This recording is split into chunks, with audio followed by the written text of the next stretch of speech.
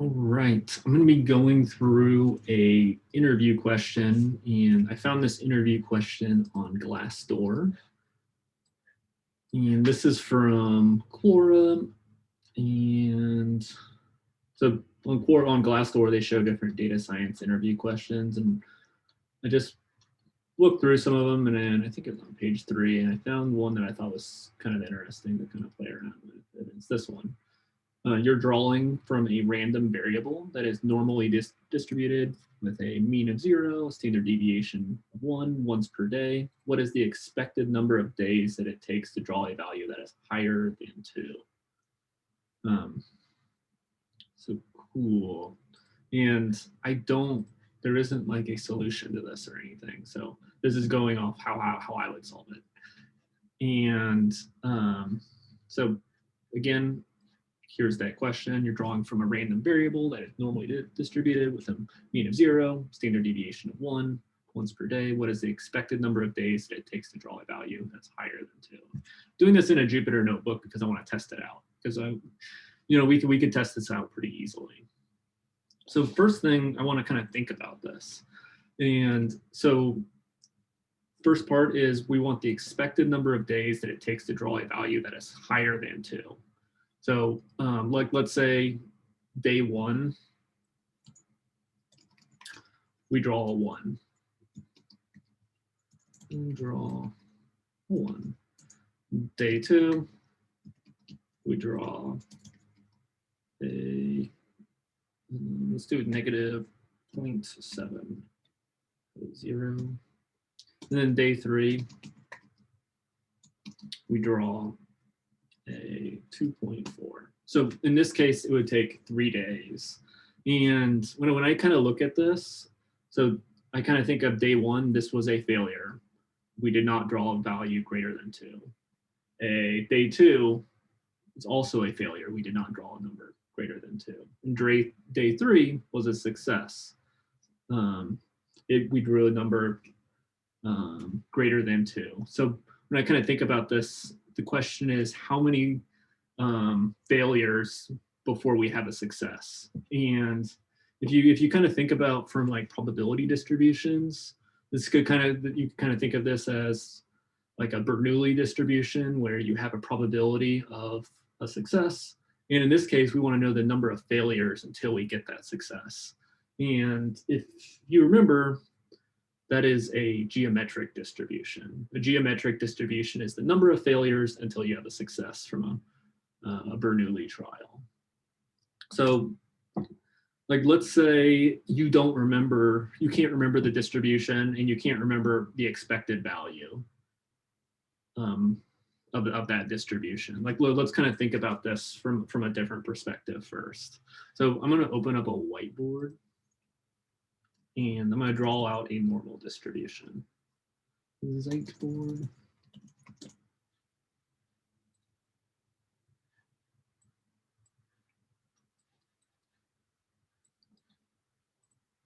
And this is a standard normal distribution where, and I can't draw very well, so bear with me.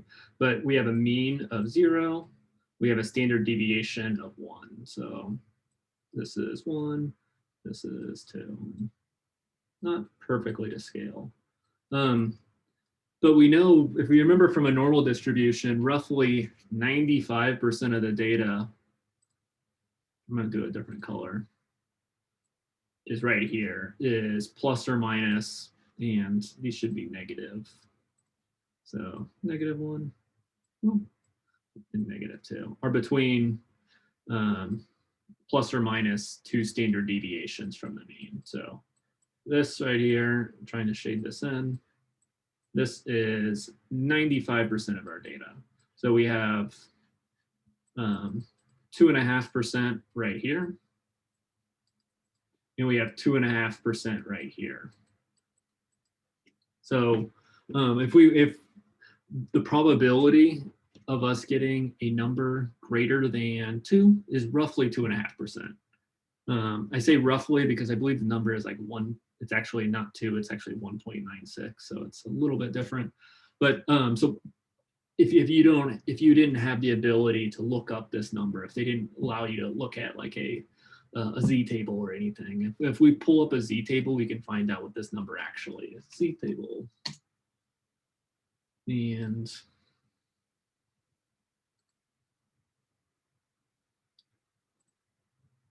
let's just pull one up.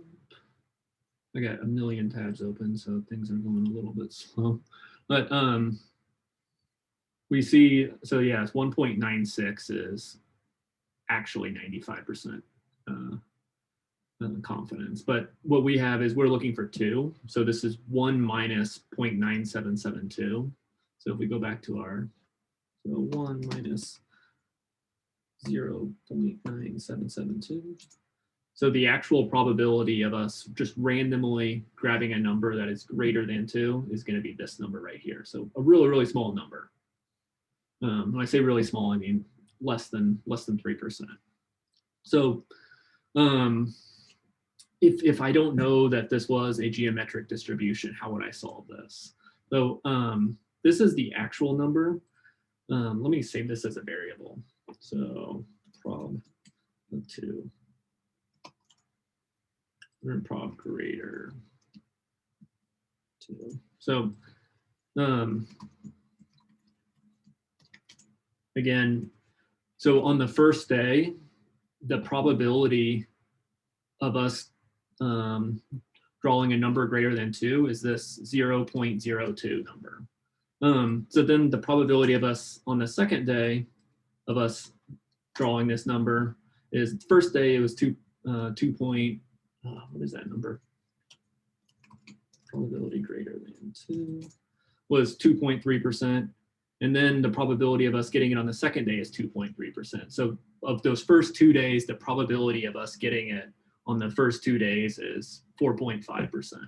So we could keep doing this. So if we did on the first 10 days,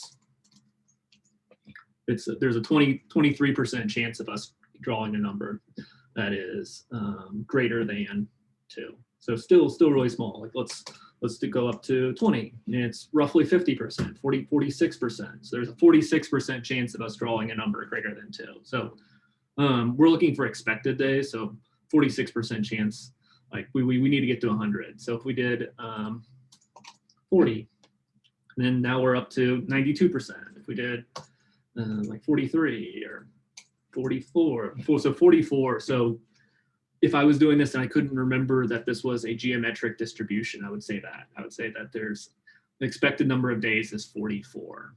So now I've been talking about this geometric distribution. How could we solve this using the geometric distribution? So if we look at our geometric distribution, and Wikipedia is usually pretty good. They have a nice sidebar for probability distributions.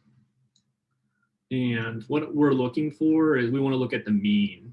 So what's the mean value of a geometric distribution? So, and so again, this is the number of probability distributions, and this is the definition of a geometric distribution. Number of probability distributions, the probability distribution of the number of Bernoulli trials needed to get one success. So we want, how many trials is it going to take for us to get one net number greater than 2? And then, so again, like our value right here is 1 divided by p, and p is that number we just calculated. So it would be 1 divided by probability greater than 2. So it's, according to the geometric distribution, it is 43.85 trials. And so the expected number of days is 44, which matches up our number right here. Hopefully that makes sense so far. And then, so next I'm going to do a simulation where I just want to validate that this is right. Maybe in an interview, they also ask you to code this out. It'd be nice if they asked you to code it out. I think it'd be easier. So that way you don't have to memorize what the expected value is of a geometric distribution, because there's a lot of different probability distributions. But to start, what I want to do is I'm going to import NumPy as np, and I'm going to grab .normal, And if we take a look at the documentation, so the mean is 0 and the standard deviation is 1. And this is what we're looking for, mean of 0, standard deviation of 1. So if we run it once, we get a value of 0.1. If we run it twice, we get a value of 1.0. So I'm just going to put this in a while loop. I'm doing a while loop because I don't know how many trials it's going to take. So while true, and I'm going to make a counter variable. So counter starts with 0. So this is going to count the number of times before we get a value that is greater than 2. So counter. So each time we do this, I want to add 1 to my counter. And if np.random random.normal is greater than 2, I want to print counter and break. So in this first time, it took 20 trials. So there is randomness in this. And each time I do this, I should get a different value. But if I do this a bunch of times, the mean should be around this 43.85. So that's what I want to do next. Is I'm going to put this inside of a for loop, and I'm going to run it 100 times, and we'll see what the average is. So for I in range 100. All that looks good. I'm going to call this my count list. Make an empty list, and each time we hit this counter, I'm going to append to my count list. Append, and then np.mean count list. So running it 100 times, we get an average of 52. So on average, just running it 100 times, we get it'll be 52 days before we see the number 2. As we do more samples, it should converge to around the theoretical number, which is this 43.85. So if I go up by a factor of 10 to 1,000, we go to 44.01. If I do 10,000, and these are probably going to start taking a second. So 43.36, so closer, and 100,000. And this is going to take a second.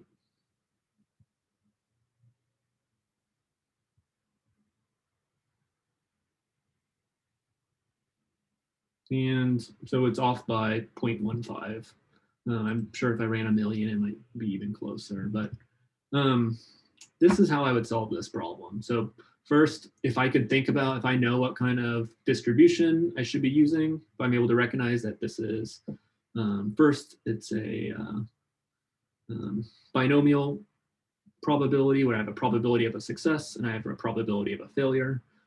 So I think that can be a little bit confusing because they mention it's a normal distribution right here, but anytime there's like a probability of a success and a probability of a failure, that's a binomial distribution. So in this case, our probability of success is 0.02. Our probability of failure is this 0.977 number. And then once you can recognize, if you're able to recognize that it's a probability, a binomial distribution, you can kind of do this approach right here. If you can't remember that this is a geometric distribution where we're looking at the number of failures until we have a success. And then, yeah, and then we kind of tested it out. So hopefully this was useful, and let me know if you have any questions. Thank you.